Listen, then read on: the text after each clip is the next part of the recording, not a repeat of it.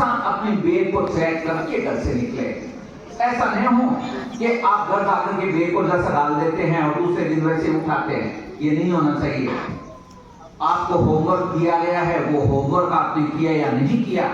एक अच्छा विद्यार्थी मैं उसको कहता हूं जो होमवर्क करने के साथ आज क्या पढ़ाया जाएगा उसको भी पढ़ के आए, लेकिन कम से कम उसको नहीं पढ़ के आए तो अपना होमवर्क करके आए।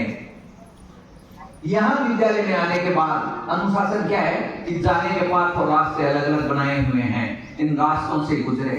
बहुत सारे विद्यार्थियों को देखता हूं प्रार्थना स्थल के ऊपर से गुजरते हैं, अनुशासनहीनता है।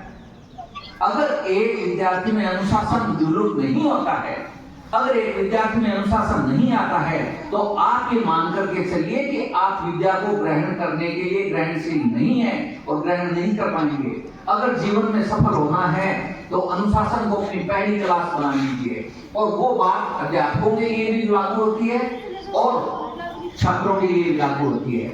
मैं तो हमेशा से ये कहता रहा हूं कि एक अध्यापक 24 घंटे के लिए अध्यापक होता है, ये नौकरी है ही नहीं। अगर कोई ये मानता है कि मैं रोजगार कर रहा हूं, अध्यापक का नौकरी कर रहा हूं, वो आदमी गलत है।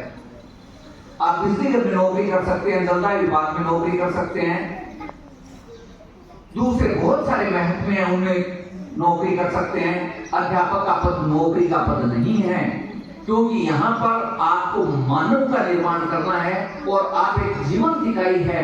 अगर जीवंत इकाई अध्यापक है तो वह आचरण के रूप में अपने बच्चों को क्या दे सकता है, वह उसका योगदान होगा। क्यों?